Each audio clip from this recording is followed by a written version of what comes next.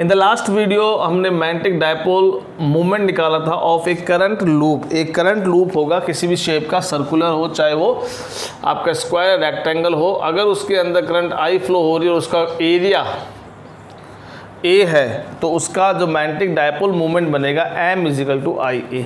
ये हमने निकाला था। उसी सीरीज़ को कंटिन्यू करते हैं। आप सोचिए कि इलेक्ट्रॉन के बारे में जो अपने ऑर्बिट में चारों तरफ घूम रहा है। जैसे ये इलेक्ट्रॉन है और ये इलेक्ट्रॉन अपने ऑर्बिट में चारों तरफ घूम रहा है, ठीक है। अब इलेक्ट्रॉन होने को एक चार्ज पार्टिकल है और चार्ज पार्टिकल जब भी मूव करता है तो आपने पढ़ रखा है 3rd चैप्टर से, वो इलेक्ट्रिक करंट प्रोड्यूस करता है। तो ये चार्ज पार्टिकल भी इलेक्ट्रिक करंट प्रोड्यूस करेगा और एक सर्कुलर पाथ के लॉन्ग घूम रहा है, तो इसको हम एक तरह से एक करंट लूप मान लेते हैं, क्योंकि ये जब ऐसे सर्कुलर पाथ पे घूमेगा तो ये करंट भी बनाएगा, क्योंकि ये एक मूविंग चार्ज है। तो आज का हमारा टॉपिक यही है कि ये एक करंट बना रहा है और ये जिस सर्कुलर लूप के ऑर्बिट में घूम रहा है उसका भी कुछ ना कुछ एरिया बनेगा, कि वो सर्कुलर शेप का है तो उसके पास एरिया भी बनेगा। एरिया है, इससे करंट प्रोड्यूस हो रही है, तो इसका मतलब इसके पास भी, किसके पास, रिवॉल्विंग इलेक्ट्रॉन के पास भी क्या है, मैग्नेटिक डायपोल मूवमेंट है। तो आज का अपना टॉपिक यही है कि हम एक इलेक्ट्रॉन को डायपोल मूवमेंट, इलेक्ट्रॉन का, रिवॉल्विंग इलेक्ट्रॉन का हम electric dipole movement, sorry magnetic dipole movement निकाले, ठीक है। और एक टॉपिक हमारा पीछे रह गया था, दैट इज वेलोसिटी सिलेक्टर, वो हम स्किप कर गए थे, हमें ध्यान नहीं रहा था। आज उसको भी हम डिस्कस करते हैं और कुछ क्वेश्चंस हैं जो CBSE नीट IIT मेंस के अगर कुछ है हमारे पास तो वो आज उनके बेसिस पे सॉल्व करते हैं। नमस्कार, मेरे फिजिक्स के सारे उस्ताद, नाम शेखर, काम फिजिक्स को ईजी बनाना। चलिए पहले हम डायपोल मूवमेंट निकालते हैं एक इलेक्ट्रॉन का। तो देखो बड़ा बेसिक है, सिंपल सा, मैंने एक एटम ले लिया। एटम का स्ट्रक्चर आपने बचपन से पढ़ते आ रहे हो, ठीक है। एक न्यूक्लियस होती है, उसके चारों तरफ इलेक्ट्रॉन रिवॉल्व हो रहा है। मैंने सिंगल इलेक्ट्रॉन वाला एटम ले लिया है। अब ये इलेक्ट्रॉन मूव कर रहा है, मान लीजिए ये इस तरह से एंटी क्लॉकवाइज डायरेक्शन में v वेलोसिटी के साथ मूव कर रहा है, ठीक है। तो ये v वेलोसिटी के साथ एक ऑर्बिट है और ये ऑर्बिट है वो किस रेडियस की है, r रेडियस की एक ऑर्बिट है जिसके अराउंड ये आपका इलेक्ट्रॉन रिवॉल्व कर रहा है। अब इलेक्ट्रॉन चार्ज पार्टिकल है तो ये करंट प्रोड्यूस करेगा। और बेसिक हमने 3rd चैप्टर में पढ़ा था, 10th क्लास में पढ़ा था इलेक्ट्रिसिटी में, कि जहाँ भी इलेक्ट्रॉन दौड़ता है, जिस डायरेक्शन में इलेक्ट्रॉन दौड़ता है उसके जस्ट ऑपोजिट वो करंट प्रोड्यूस करता है। तो इस डायग्राम में अगर आप देखेंगे तो इलेक्ट्रॉन आपका एंटी क्लॉकवाइज घूम रहा है और एंटी क्लॉकवाइज की ऑपोजिट डायरेक्शन क्या होगी, क्लॉकवाइज। यानी ये इलेक्ट्रॉन जो करंट प्रोड्यूस करेगा वो क्लॉकवाइज डायरेक्शन में प्रोड्यूस करेगा। यानी इलेक्ट्रॉन तो आपका ऐसे एंटी क्लॉकवाइज घूमेगा, लेकिन बनने वाली करंट इससे वो क्लॉकवाइज बनेगी, ठीक है। अब हम निकालने वाले डायपोल मूवमेंट। देखिए इलेक्ट्रॉन का जो डायपोल मूवमेंट है उसके लिए NCERT में एक सिंबल यूज कर रखा है μL। ये सिंबल अपन यूज करेंगे, यहाँ भी स्टैंडर्ड सिंबल ले लिया अपन ने μL। ये किसको रिप्रेजेंट कर रहा है, electric dipole movement, sorry magnetic dipole movement of electron, ये सिंबल है। फॉर्मूला अपना यही रहेगा, सिंबल हमने चेंज कर दिया लेकिन फॉर्मूला अभी भी अपना I/E है, यही हम फॉर्मूला यूज करने वाले हैं। अब देखिए इलेक्ट्रॉन है, चार्ज पार्टिकल है, तो कितनी करंट प्रोड्यूस करेगा। करंट का फॉर्मूला बेसिक आपने पढ़ा है, I = Q/T। तो अब हम क्या कर रहे हैं कि इलेक्ट्रॉन है जो ये रिवॉल्व हो रहा है, तो एक साइकिल कंप्लीट करेगा, उस पर्टिकुलर सिचुएशन में कितनी करंट बनाएगा वो हम निकाल लेंगे। तो देखिए कैसे निकलेगा, इसका चार्ज हमें पता है, इलेक्ट्रॉन चार्ज E होता है, और एक साइकिल कंप्लीट करने में लगने वाला टाइम, जिसको हम बोलते हैं टाइम पीरियड T, इनकी वैल्यू यहाँ पुट कर दो। तो ये μL = E/T। एरिया, ये सर्कुलर पाथ में घूम रहा है तो एक सर्कल का एरिया यहाँ पे काउंट होगा, वो क्या होगा, πr², अगर इसकी रेडियस r है, ठीक है। अब देखिए यहाँ पे, अब T है, T टाइम पीरियड है, तो टाइम पीरियड आप निकाल सकते हैं। टाइम पीरियड मतलब क्या होता है, एक साइकिल कंप्लीट करने में कितना टाइम लग रहा है। तो टाइम का बेसिक फॉर्मूला क्या है, बड़ा बेसिक से बता रहा हूँ मैं आपको, जो बच्चे एवरेज है वो भी ये चीज़ सीख ले अगर वो भूल चुकी हो। टाइम = क्या होता है, हाँ, डिस्टेंस अपॉन वेलोसिटी, ठीक है। जो बेसिक फॉर्मूला ना, वेलोसिटी = डिस्टेंस अपॉन टाइम या डिस्टेंस अपॉन टाइम, उसी फॉर्मूले से बना हुआ है। टाइम = डिस्टेंस या डिस्प्लेसमेंट अपॉन टाइम या स्पीड, ठीक है। तो डिस्टेंस कितनी कवर करेगा, तो ये सर्कुलर जब मोशन कर रहा है तो ये डिस्टेंस कितनी कवर कर रहा है 2πr, एक सर्कल के सर्कमफ्रेंस के बराबर। किस स्पीड से, v स्पीड से, v वेलोसिटी से, तो ये डिवाइड बाई v आ गया। इसकी वैल्यू आप यहाँ पुट कर दीजिए क्योंकि सब कुछ अपन स्केलर फॉर्म में ले रहे हैं। तो E/T की वैल्यू पुट करोगे ये तो 2πr तो आएगा नीचे, v आएगा ऊपर और आपका एरिया बचा हुआ है, ठीक है। पाई से पाई कैंसिल, एक आर से एक आर कैंसिल, तो आपका म्यू एल आ गया EV/2। ये आपका एंगुलर मोमेंटम आ गया है इलेक्ट्रॉन्स का, जो v वेलोसिटी से r रेडियस की ऑर्बिट के अंदर घूम रहा है, खुद का चार्ज उसका e है। ये तो हमारा आ गया है dipole moment, magnetic dipole moment electron का। अब देखो इसी टॉपिक के अंदर दो टर्म्स और दे रखी है जो अपने एनसीईआरटी बुक में है। पहली टर्म तो क्या है, gyromagnetic ratio, gyro magnetic ratio. ये क्या होता है, इसको कैसे डिफाइन कर रखा है, इसको डिफाइन कर रखा है, it is defined as the ratio of magnetic dipole moment, it is defined as the magnetic dipole moment of revolving electron, मैं सिंपल इलेक्ट्रॉन लिख रहा हूँ, of revolving electron divided by angular momentum of electron, angular momentum of electron, इससे इसको define कर रखा है। तो देखो हमारे लिए सिंबल क्या है, तो एंगुलर मोमेंटम आपका 11th क्लास का टॉपिक है, उसको आपको याद होगा। तो ये आपका फॉर्मूला आपको याद होगा, mvr sin थीटा। ये हमारा एक एंगुलर मोमेंटम का फॉर्मूला था, तो system of particles rotation motion वाले चैप्टर में हमने ये पढ़ा था। यहाँ देखिए mvr तो ठीक है, sin थीटा हम निकाल सकते हैं क्योंकि यहाँ पे sin थीटा किसके बीच का है, ये वेलोसिटी और रेडियस, एंगुलर पोजिशन और वेलोसिटी, इन दो के बीच का एंगल है। तो आपको दिख रहा है r और v एक दूसरे से 90 डिग्री पे है, तो यहाँ sin 91 ये हट जाएगा, यानी अब आपका केवल mvr बचा है, ठीक है। तो ये रेशियो क्या हो गया, मैग्नेटिक डायपोल मोमेंट जिसको अपन म्यू एल से डिफाइन करते हैं, और एंगुलर मोमेंटम जिसको अपन एल से डिफाइन करते हैं। तो म्यू एल अपॉन एल इसको क्या बोलते हैं, गायरोमैग्नेटिक रेशियो। तो इसकी वैल्यू यहाँ आप पुट कर दीजिए। म्यू एल की वैल्यू आपके पास ये रही, that is EV/r divide by 2, और एल की वैल्यू देखो वहाँ से अपन लाएंगे, sin 90 हो चुका है, sin 91, तो इसको हटा दीजिए यहाँ से, तो ये mvr यहाँ पे आ गया। v से v कैंसिल, r से r कैंसिल, आपका आंसर क्या आ गया, E/2m, ये रेशियो आ गया। अब देखो यहाँ पे ये दोनों चीज़ें कांस्टेंट है, E चार्ज ऑफ इलेक्ट्रॉन और m मास ऑफ इलेक्ट्रॉन है, क्योंकि यहाँ पे इलेक्ट्रॉन के मास की ही बात हो रही है, वही एक पार्टिकल है जो यहाँ रिवॉल्व हो रहा है, तो उसके ही मास की बात करेंगे। इसकी वैल्यू दैट इज 8.8 × 10⁻10 यूनिट क्या आएगी, ऊपर चार्ज है यानी कुलाम, नीचे मास है तो कुलाम पर केजी। एक टर्म तो ये हमारे एनसीईआरटी बुक के अकॉर्डिंग अपन चल रहे हैं, तो उसमें दे रखी एक टर्म तो ये जिसकी वैल्यू आपने निकाली।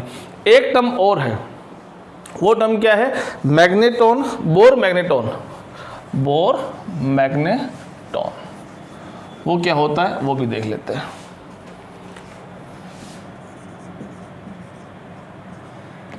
बोर नाम आपके लिए नया नहीं है, आपने बोर मॉडल ऑफ एटम पढ़ा है, केमिस्ट्री के अंदर पढ़ा होगा मेरे ख्याल में, छोटी क्लास में साइंस में पढ़ते आ रहे हो आप, डिटेल में शायद अब तक आपने केमिस्ट्री में पढ़ा है, और अब 12th क्लास में भी हम पढ़ेंगे जब हमारा चैप्टर नंबर 12th ही आएगा। 12th क्लास में फिजिक्स के अंदर 12th चैप्टर आएगा एटम, उसमें हम बोर मॉडल पढ़ेंगे। यहाँ थोड़ी एक एडवांस चीज़ हम पढ़ने वाले हैं, जो चीज़ हम वहाँ पढ़ेंगे, लेकिन यहाँ हमें इसको रिक्वायरमेंट एक बार पढ़ने के लिए, वो रिक्वायरमेंट क्या है, वो है बोर क्वांटाइजेशन कंडीशन। कौन सी, बोर क्वांटाइजेशन कंडीशन, उसकी हमें एक जरूरत पड़ेगी। यहाँ पे डिटेल में अपन वहाँ ज़्यादा पढ़ेंगे, यहाँ एक बार के लिए हम इसका यूज़ कर लेते हैं। बोर क्वांटाइजेशन कंडीशन जो क्या होती है, L = NH/2π। कुछ शायद तो आपने केमिस्ट्री पढ़ रखा होगा, और नहीं पढ़ा तो अपन फिजिक्स में पढ़ लेंगे। अभी आप याद रख लीजिए, ये क्वांटाइजेशन कंडीशन होती है। एक्चुअल में ये है क्या कि बोर क्या कहता है कि इलेक्ट्रॉन, देखो इलेक्ट्रॉन और ये प्लस माइनस एक दूसरे में अट्रैक्ट करते हैं। ये इलेक्ट्रॉन रिवॉल्व होता होना क्या चाहिए, इसकी तरफ अट्रैक्ट होना चाहिए, क्योंकि दोनों में अट्रैक्शन होता है, और लास्ट में इससे मिल जाना चाहिए, यही होना चाहिए। लेकिन ऐसा नहीं होता, इलेक्ट्रॉन एक पर्टिकुलर ऑर्बिट में घूमता रहता है।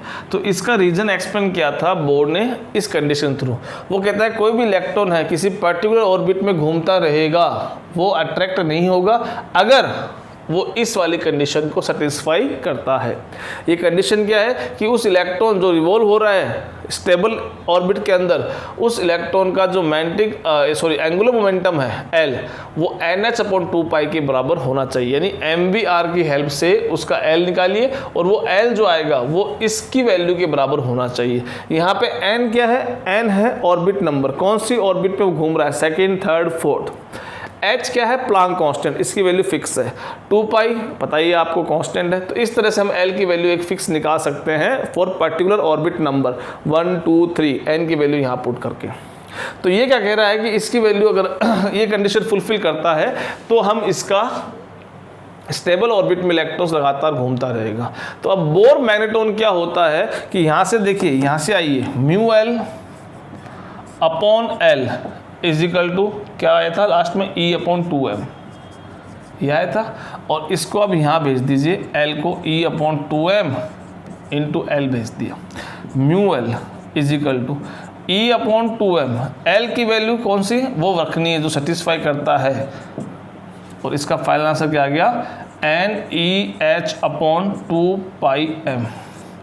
अब इलेक्ट्रॉन थोड़ा इसको सिंप्लीफाई करने के लिए, इसके कैलकुलेशन सिंप्लीफाई करने के लिए हमने n की वैल्यू क्या ले ली, 1 ले ली। तो ये बच गया EH/2πm।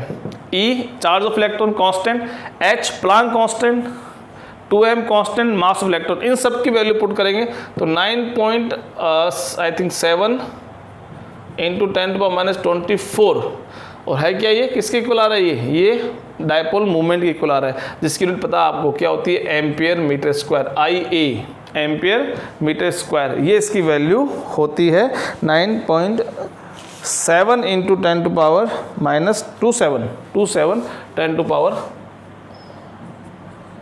10⁻24 होती है। ये आपका जो ये वैल्यू आई है μL, ये क्या है, n के लिए हमने सेलेक्ट की है। तो n के लिए सेलेक्ट किया, ये क्या है, मिनिमम है, क्योंकि n की वैल्यू सब कांस्टेंट है। n की वैल्यू जैसे जैसे इंक्रीज होगी वैसे वैसे इसकी वैल्यू इंक्रीज होगी, लेकिन n की वैल्यू आपने मिनिमम ली है 1 फर्स्ट ऑर्बिट, तो ये मिनिमम आया। ये जो टर्म आपने निकाली इसे हम क्या बोलते हैं, बोर मैग्नेट्रॉन बोलते हैं। क्या बोलते हैं इसको, बोर मैग्नेट्रॉन। यानी फर्स्ट ऑर्बिट में जब इलेक्ट्रॉन रिवॉल्व होता रहता है, फर्स्ट ऑर्बिट में जब इलेक्ट्रॉन रिवॉल्व होता रहता है, उस कंडीशन में जो इसका डायपोल मूवमेंट होगा, उस कंडीशन में जो इसका मैग्नेटिक डायपोल मूवमेंट होगा, उसको हम क्या बोलते हैं, बोर मैग्नेट्रॉन बोलते हैं।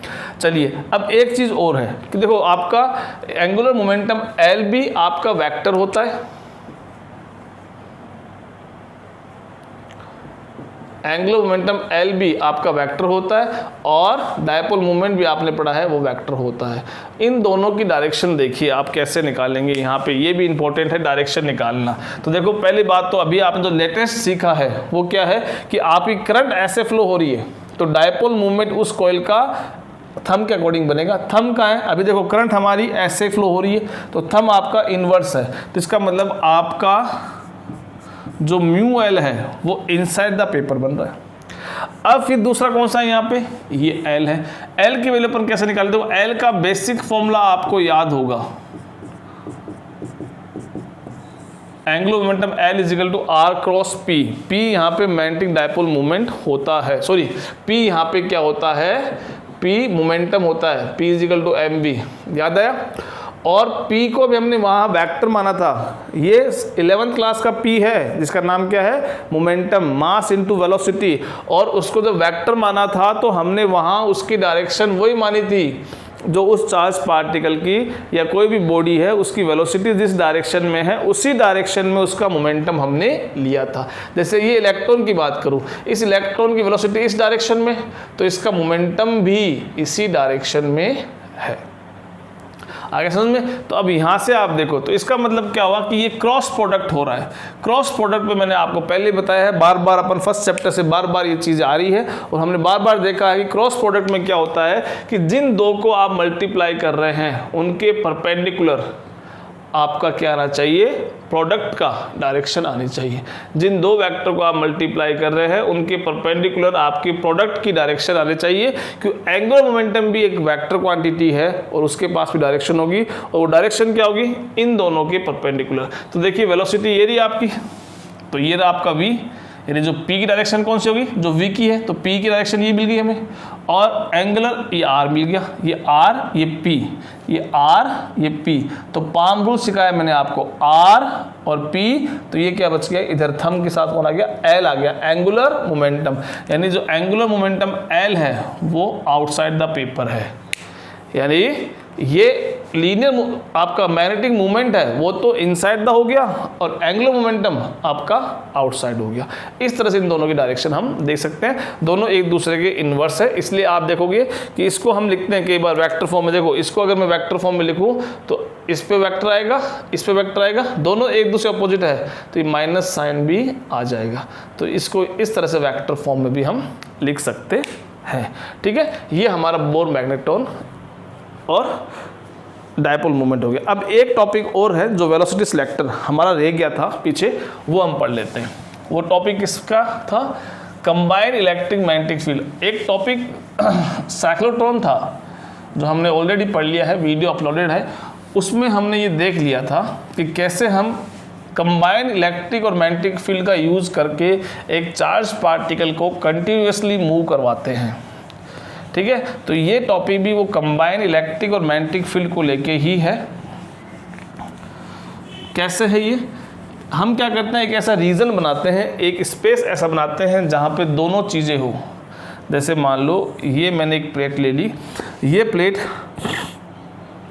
नेगेटिव चार्ज की है, ये प्लेट लेड पॉजिटिव चार्ज है, तो इसका मतलब क्या हुआ, प्लस टू माइनस एक इलेक्ट्रिक फील्ड ई बन गया यहाँ पे। ठीक है, और आपकी तरफ मैंने नॉर्थ पोल ले लिया, उस नॉर्थ पोल से फील्ड लाइंस आ रही है और कहाँ जा रही है, इस बोर्ड के अंदर। इनसाइड द बोर्ड आपको बता रखा है क्या यूज़ करते हैं, ये क्रॉस यूज़ करते हैं, ये मैंने क्रॉस यूज़ कर दिया, ये क्रॉस यूज़ कर दिया। तो ये आपका मैग्नेटिक फील्ड बी है जो अंदर तरफ बन रहा है। अब यहाँ क्या कह रहा है कि एक charge particle with let positive लेते हैं, एक v वेलोसिटी के साथ एक चार्ज पार्टिकल इस मैग्नेटिक फील्ड में एंटर करते हैं। हमने लॉरेंस फोर्स पढ़ा था, उसमें हमने देखा था कि मूविंग चार्ज पे दोनों तरह के फोर्स एक्ट होते हैं, इलेक्ट्रिक फील्ड का फोर्स भी एक्ट होता है और मैग्नेटिक फील्ड का फोर्स भी एक्ट होता है। तो अब क्या होगा, जैसे ही एंटर करेगा तो दोनों फोर्सेज, कौन से, मैग्नेटिक फोर्स और इलेक्ट्रिक फोर्स, दोनों एक साथ उस पर एक्ट करेंगे, एक साथ उस पर अपना इफेक्ट दिखाना शुरू करेंगे। जब वो एक साथ एक्ट करेंगे तो उनमें हम ये देखेंगे कि किसका फोर्स ज़्यादा है, उसके अकॉर्डिंग क्या होगा, उसका मोशन डिसाइड होगा, किसका, इस चार्ज पार्टिकल का। टॉपिक का नाम क्या है, वेलोसिटी सिलेक्टर। वेलोसिटी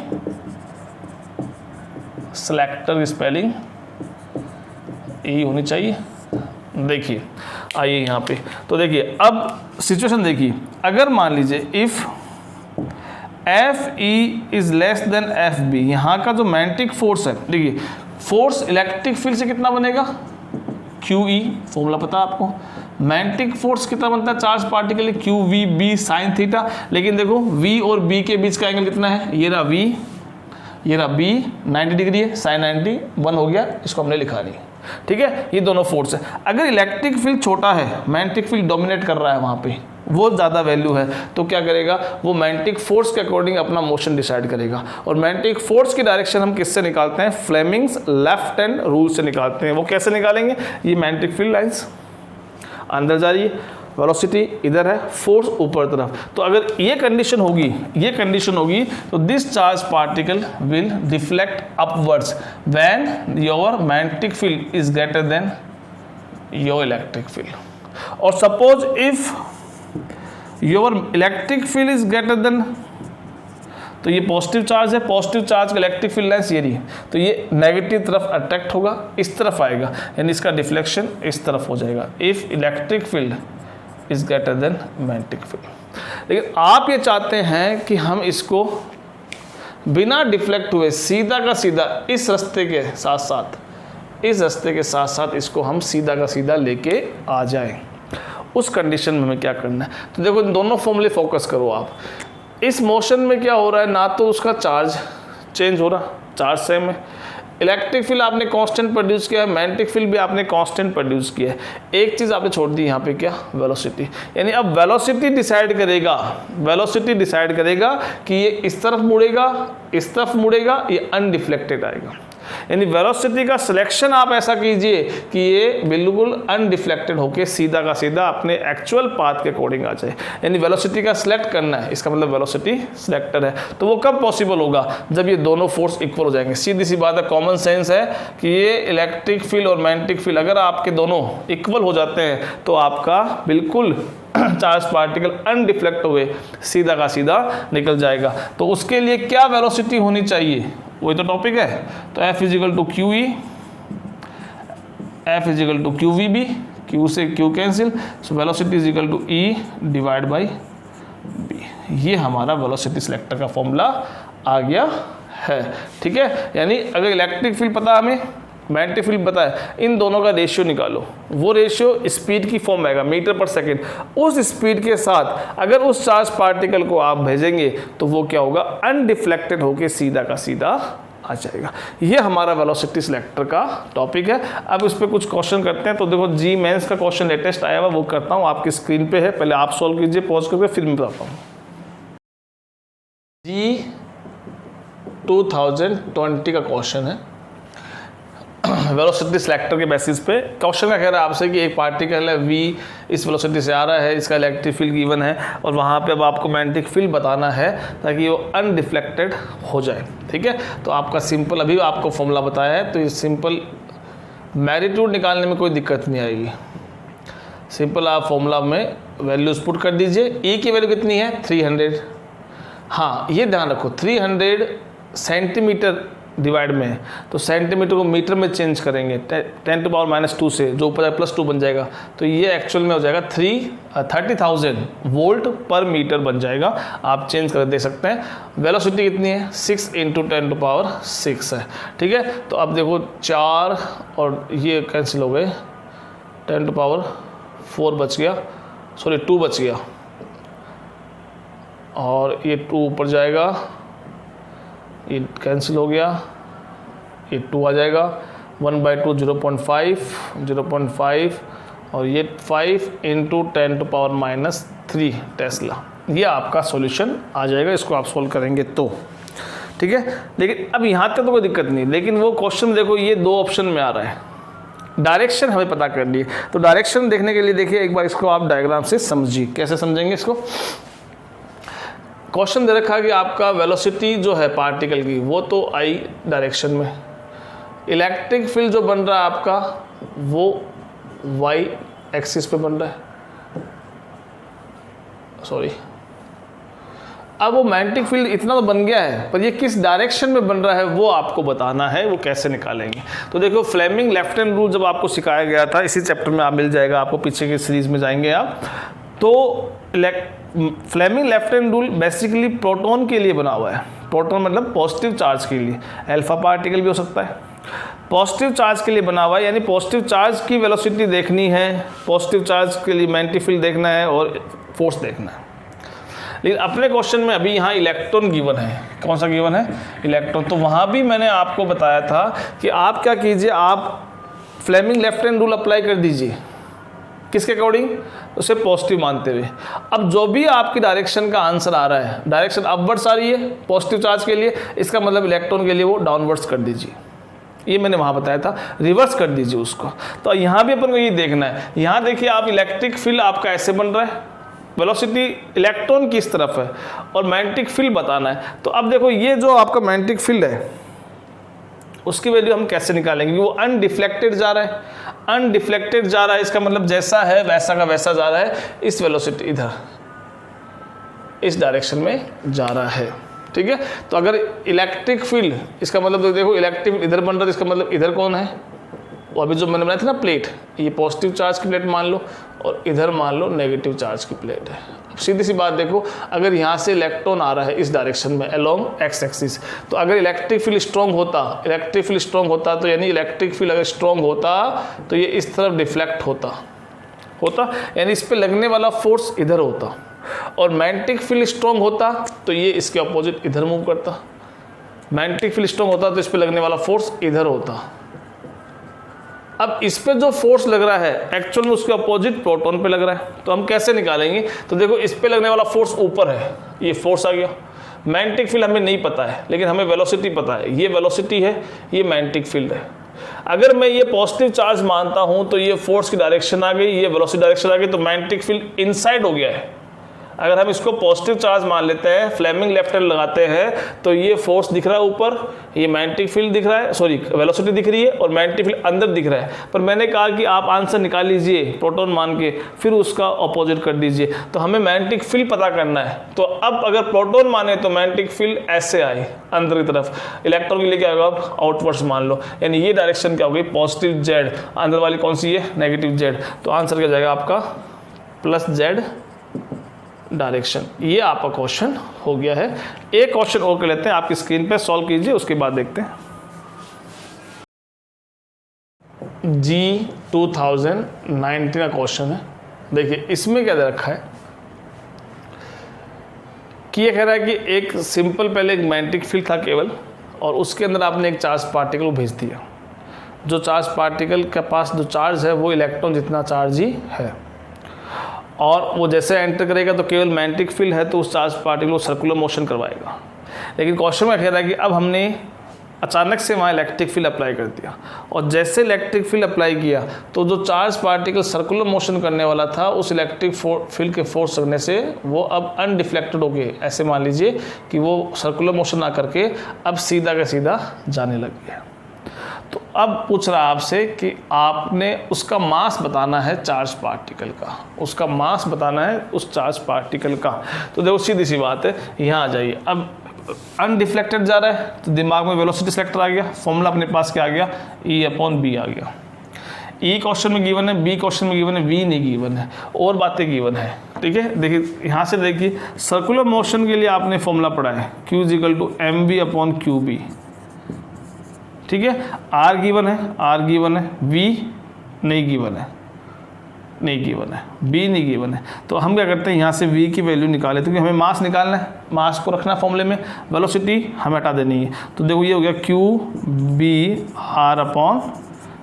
ये V की वैल्यू आ गई, ये यहाँ पुट कर दीजिए। तो Q/B/R/m = E/B।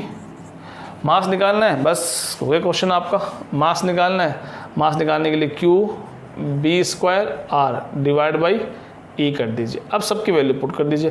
Charge of electron 10⁻⁹, B 0.5 Tesla, square है तो 2 बार, रेडियस में 0.5 सेंटीमीटर है तो इसको मीटर में चेंज किया, 10⁻2 से मल्टीप्लाई किया। इलेक्ट्रिक फील्ड कितना है आपका? 100 वोल्ट पर सेंटीमीटर है, तो पर मीटर है तो उसको चेंज करने की जरूरत नहीं है। अब देखो 1 2 3 4, ये 4 जीरो नीचे जाएंगे, यानी 10⁻4 हो गया। तो अब देखो 4 2 6, तो ये ऊपर जाएंगे तो -6 बनेंगे, -8 -6 -8, तो ये माइनस का 8 ऐड करोगे तो माइनस का 27 बन जाएगा। अब यहाँ 16 × 5 × 5 × 5, यानी ये करोगे आप 125 × 60 करोगे, इनको मल्टीप्लाई करोगे तो ये आएगा आपका 2000